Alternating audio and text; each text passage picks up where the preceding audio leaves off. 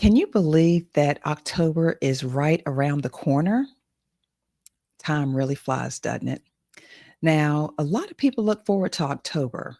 We start to have the cool, crisp mornings and cooler days. The leaves start to change to beautiful colors, and football season is in full effect.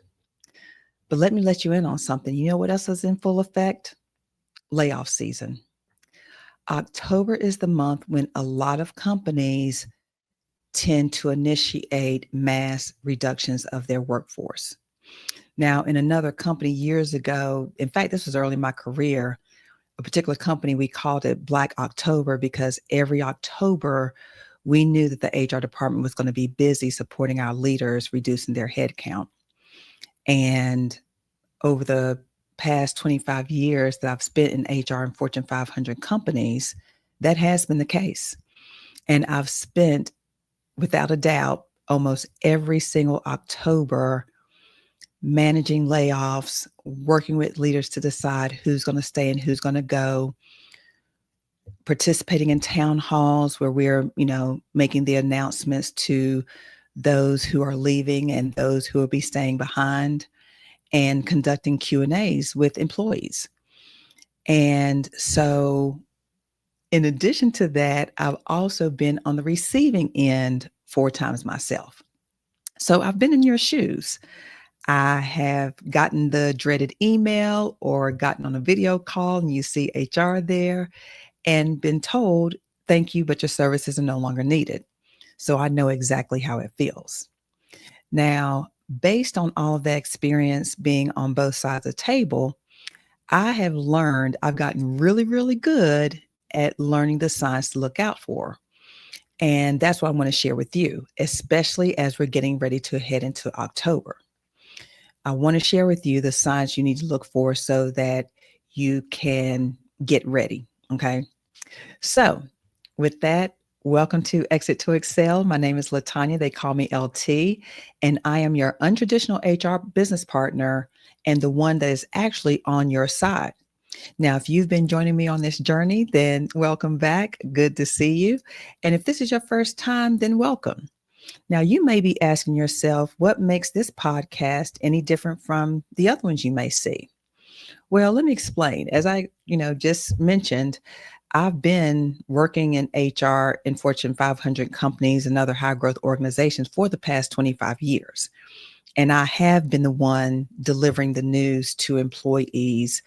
I have been the one working with leaders that are making the impossible decisions that are impacting people's lives. And on the flip side, I have also been the one receiving the news. So I seriously doubt you're going to find any other career counselor that has had that 360 experience. Now, the other thing that really makes me unique is my extensive AI training and certification. I received certification in my last company, and really for the past year and a half, I've been taking numerous courses and classes to up my game on AI because one, I know it's valuable in today's job market, but secondly, because I know it is a game changer when it comes down to career strategy. Now, you may be saying, hey, I already use ChatGPT. I'm already using ChatGPT to, customize my resume and optimize my LinkedIn. But let me tell you the difference. While you are doing that, note that also everyone else is. So what happens is your resume reads like everyone else, and it also reads like AI. So there is no longer much, differentiation, right? Even though we ask it to customize it, because people tend to use the same simple, superficial prompts, you're getting very similar outputs and responses. And note that HR and these applicant tracking systems are also detecting these AI outputs. And companies are actually starting to blacklist a lot of the people that have obviously used AI to create these tools. Now, is it fair? No, it's not. But it is all the more reason why one is good to work with someone who has a background in HR and recruiting, but two, also someone who has deep knowledge in AI that can give you very specific specialized prompts to give you that specialization that is going to allow you to be unique and stand out. And so that is my job and what makes me different from other career coaches. So, with that being said, if you're not subscribing yet, please subscribe, hit that subscribe button, smash that like button. Please send this to someone who may be able to use it, because if you haven't been impacted by a layoff or job loss yourself, you probably know someone who has. So send this information to someone who can use it. Also, follow me on my social media, Exit to Excel on Facebook, Instagram, and TikTok, and soon coming LinkedIn. And on these social media accounts, I'm sharing, tips and AI insights throughout the week, and also a couple of funnies to hopefully, brighten your day from time to time. So be sure to follow me there. Now, today's episode will probably be one of the most important episodes I record this year, if not the most important. Because here's what I know from being on both sides of the decision. October is layoff season, and companies are going to use October to make year-end budget adjustments, which often include headcount, reducing headcount. Now, you'll see companies using other measures trying to get there, and we're going to talk about those. But reducing headcount is one of the fastest and easiest ways to get there. And if you know what to look for, you can often see it coming from miles away. Now, since January of this year alone, over 3,500 companies have announced mass layoffs. And here's what confirms what I know about the October pattern that I've been seeing for the past 25 years. Major companies like Paramount have already announced that they plan to eliminate 2,500 to 3,000 jobs by early November. And you've probably heard of other companies as well. So today I'm going to share with you the warning signs that most people miss, and the ones that I watch out for, used to watch out for, being an employee, but also being in HR and having to support these initiatives.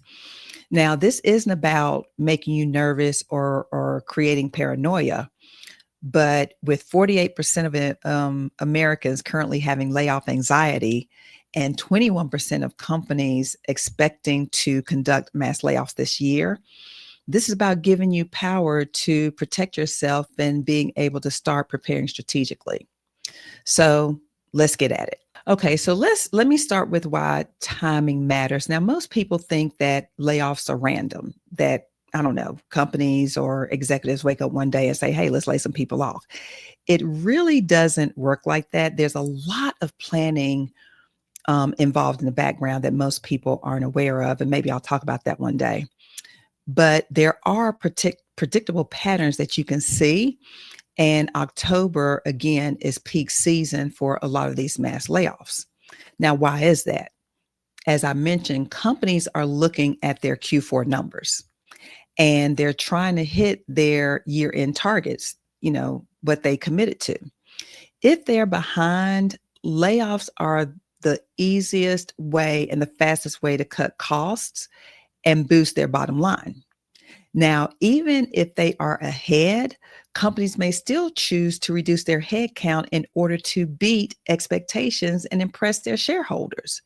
So, regardless of the state the company is in, they may choose to initiate mass layoffs depending on, where they are and how they want to impress their shareholders. So it's very important to be listening to those, earnings calls and hear what the leadership is saying. Now, October also gives companies time to execute the layoffs, deal with the immediate aftermath, because mind you, you're going right into holiday season. So they're able to, eliminate the employees, have the remaining employees take time off with their families, enjoy the holidays so that come Q1, they can, start with a fresh narrative. So it is strategic timing that serves the company, but not so much the employee. So that's why it's important to remember that the companies are always going to choose what's best for them. And unfortunately, not necessarily what's best for the employee, because quite honestly, November, December, there's not a lot of job activity taking place. So that's why, you want to get ahead of this as much as you can. Now, the key is recognizing the signs before the official announcement comes, because more than likely, by the time they tell you, you're already behind the 8 ball. So that's why I'm going to share with you these signs so that you can go ahead and start getting your ducks in a row. Because as I always say, if you stay ready, you don't have to get ready. Okay. So let's start with the company-wide signs, red flags that layoffs are coming. And these are the red flags that I look out for when I was helping, my leaders plan these workforce reductions, but when also I figured that HR was also going to be a target. So warning sign number one is the budget squeeze. Watch for sudden cost-cutting measures that feel disproportionate to the situation. Now, you'll see these in the form of travel restrictions, hiring freezes, cancellation of company events or training programs. I've also seen, restrictions put on ordering office supplies.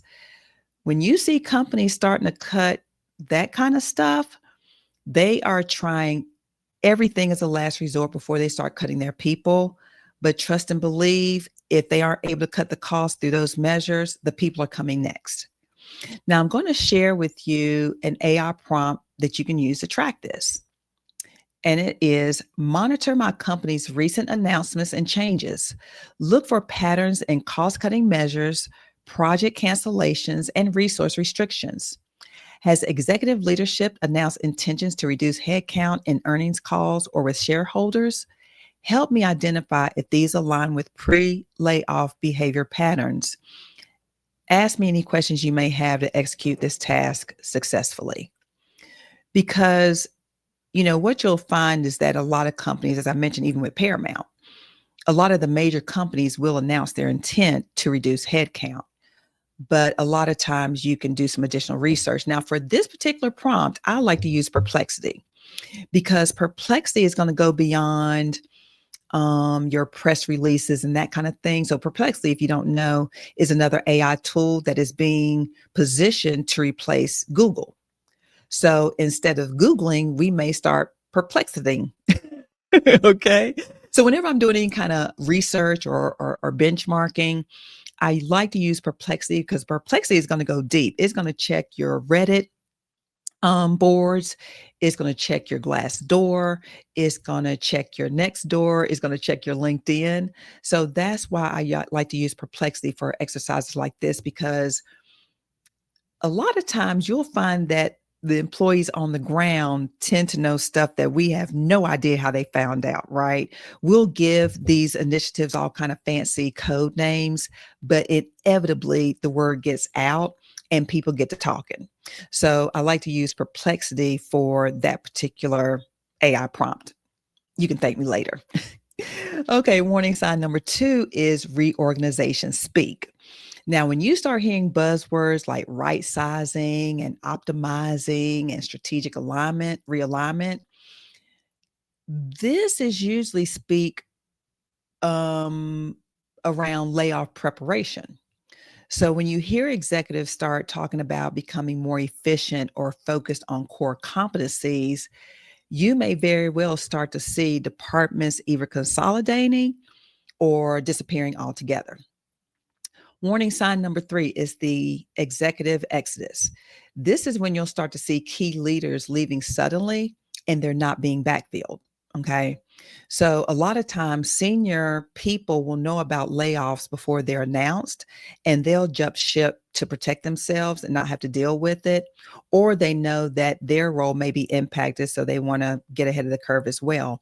So when you start seeing key people leaving suddenly And especially if they're not being backfilled, then that may be a warning sign that mass layoffs are coming. Warning sign number 4 is the warn notice surveillance. Now, this is when AI can become your secret weapon.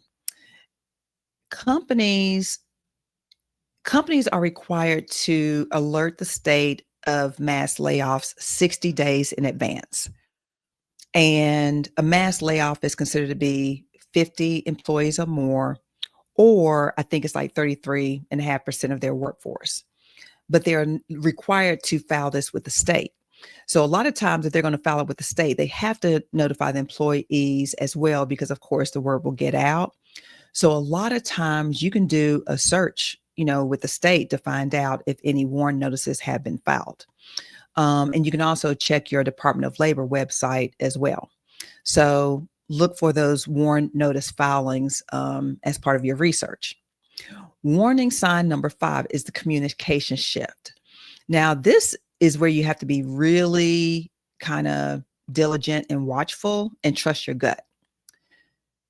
In this, you'll start seeing a lot of secret meetings taking place. Information sharing decreases, transparency decreases.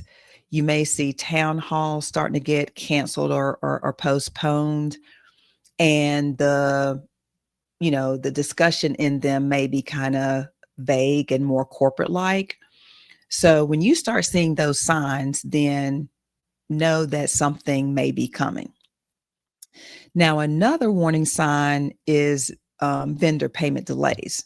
Now, so if you're in procurement, if you have access to this information and, you happen to work with vendors or contractors and you see where payments are being delayed, or you're being asked to delay the payments, then that could be a sign of cash flow problems. And often those are going to precede workforce reductions. Now let's talk about the personal warning signs that you need to look for that may indicate that you may be at risk. Okay. So personal red flag number 1 is the document request. Now, this is a dead giveaway. Now, I'm not going to say every single time, but a lot of times, if you're suddenly asked to document your processes, cross-train someone, create SOPs, that may be a sign that your job is being eliminated. Because oftentimes companies are not going to ask for this information unless they're planning for your absence. So again, not 100%, but I would say 95%, especially if it just seems to come out of the blue. Personal red flag number 2, meeting exclusions. If all of a sudden you're being dropped off of meeting invites, regular occurring meetings that you used to attend, if you're being dropped off of email chains, if you're being excluded from, decision-making processes, and when you're no longer considered essential to discussions, that may be a sign of things to come. Okay. Personal red flag number 3, project reassignments. If you're working on a high visibility project and it gets reassigned to other team members, and you see your responsibilities gradually decreasing, you could be, your phase out may be, starting very subtly and you not even know it. So that is something else to look out for. Personal red flag number 4, manager behavior changes. Now, if you notice your manager is a little bit more on edge than usual, if they become distant, if they start to avoid one-on-one meetings with you, if they start to seem uncomfortable, they may know something that you don't, and they're struggling with it. I mean, people tend to think that, HR and managers, we don't care about these actions, but I'm telling you, that is so far from the truth. And I remember particularly in my last layoff, which happened in October, by the way, I had asked my manager, you know what? Our company was getting sued. It was a class action suit. And I asked my manager, I said, well, hey, I said, based on this suit, which I know we're going to appeal, has there been any discussion in us changing our policies or processes? And the look on her face when I asked her was almost like I'd asked what color underwear she had on. And that was so unlike her, because she was so open and transparent. And when I asked her, she was like, yeah, I don't know. I need to ask the chief HR officer about that. I don't have any information. And I was like, wow. And it caught me so off guard, but I still was not really connecting the dots. But a week or two later, and on top of that, she was canceling my one-on-ones. And it was 2 weeks after that, she met with me to let me know that my role was being eliminated. And let me mention, because I've been doing this for so long, game knows game, that previous March or April, after the fourth or fifth person had been let go from our team, I asked her straight out, is my role at risk? Because again, game knows game. And she was like, oh, no, no, no, no, no. Your name has not come up. And if it has, we'll just have to find you something else. So let me explain something to you how this works. When companies are looking to take out costs, they're looking to take out costs, not move cost around.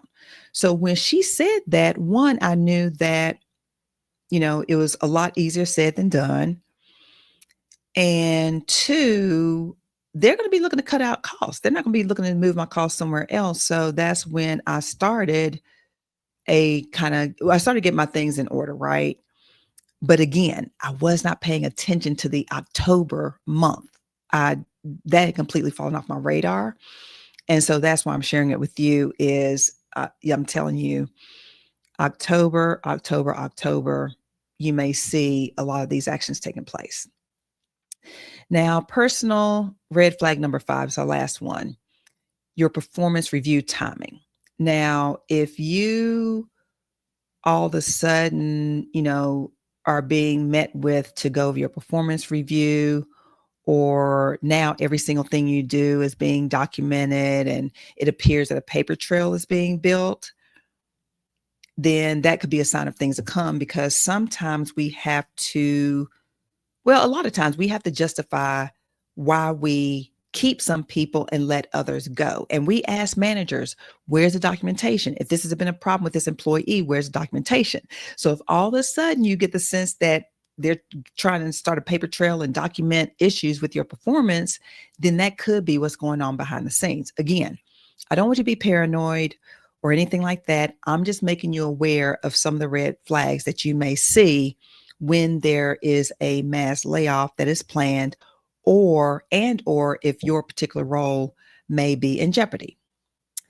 Now, there are certain departments that are more vulnerable to layoffs than others. And so let me explain to you what those are. The highest risk are your overhead departments. Okay. These are the departments that aren't bringing in any money.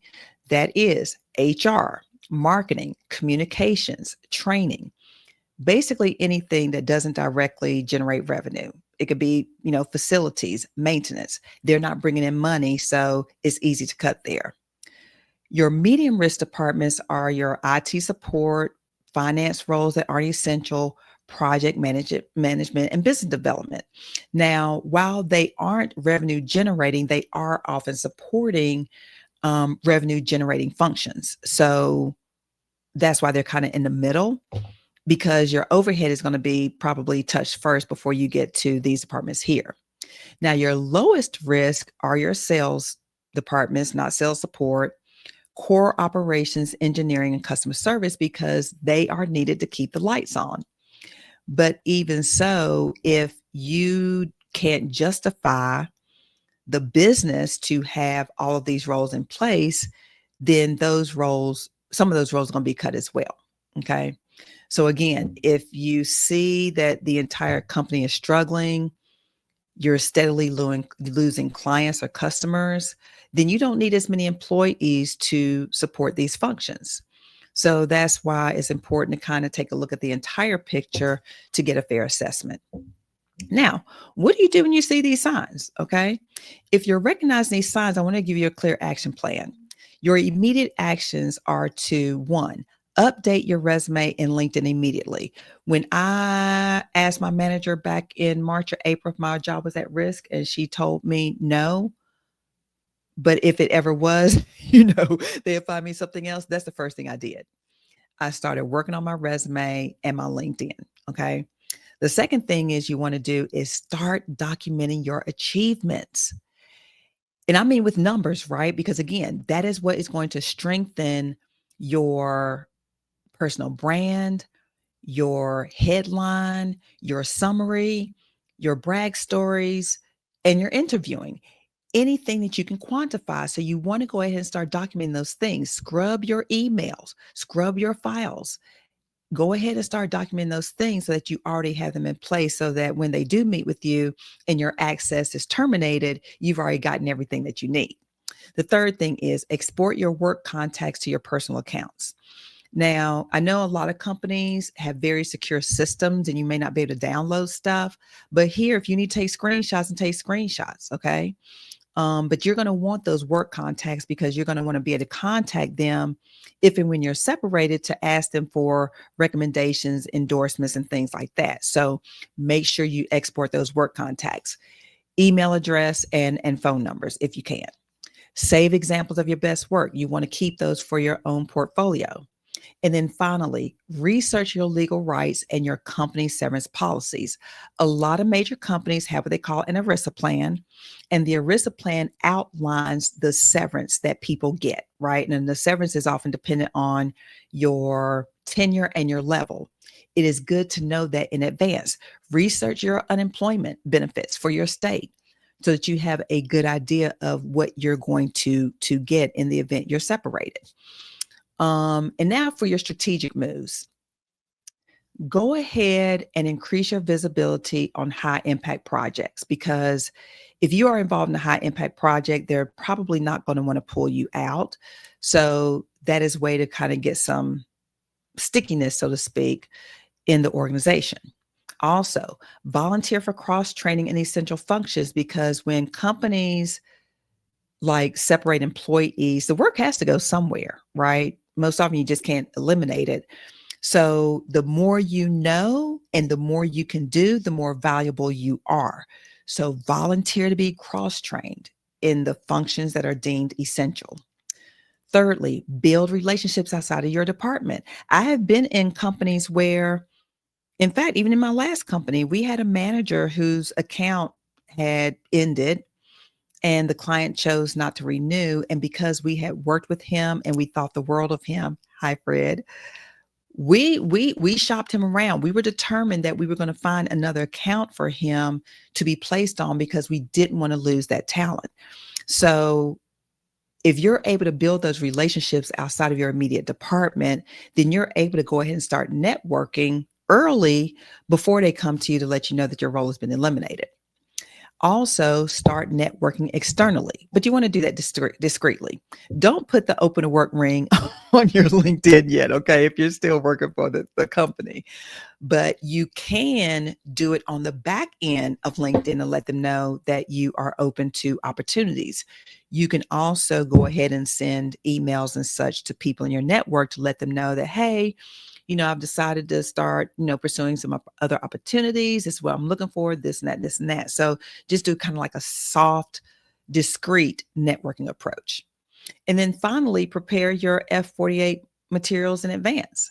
So if you don't know what the F48 is, then you'll want to go back and listen to the last 2 episodes where I'll go over the F48. And that is the things to do within the first 48 hours that you're notified that your role is being impacted or your services are no longer needed. It gives you step by step exactly what to do. So if you're able to do that before you are notified, is even the more better. Okay. So that's what I have for you this evening today. And again, I'm not trying to make you paranoid, but my saying, if you stay ready, you don't have to get ready. And I'm just trying to get you prepared because it's nothing like being caught off guard as I was twice. My first one and my first one and my second one, I was caught off guard. My third one and my fourth one, I asked them straight out, you laying me off? Because I'd already seen the signs. When I was with the music company, And I saw we were doing the layoffs for all these other overhead functions, but HR hadn't been touched. I started taking my stuff home because I was like, when I get ready to go, I don't want to have to worry about, getting a bunch of boxes and getting on the subway and that kind of thing. I was working city at the time. So I started taking my stuff home because I knew what was coming, and it did. So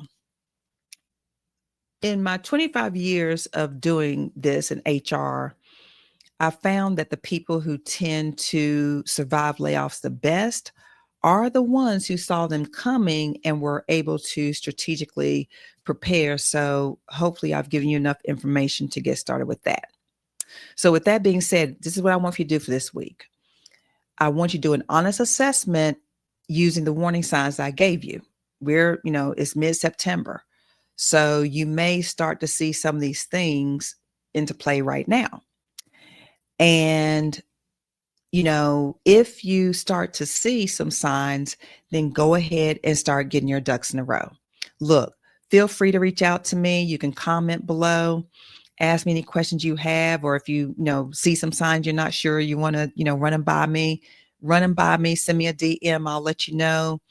I'll also let you know where you can do some research potentially to be able to find out some intel to determine if things are coming. Because again, I want you to, be successful, and I want you to exit to excel in the event that should come. So look, remember, here on this podcast, where, being prepared isn't pessimistic, it's just being strategic. And again, as long as we are prepared and we can see change coming, we are able to position ourselves to exit to excel. So with that, have a good one, and I'll see you the next time.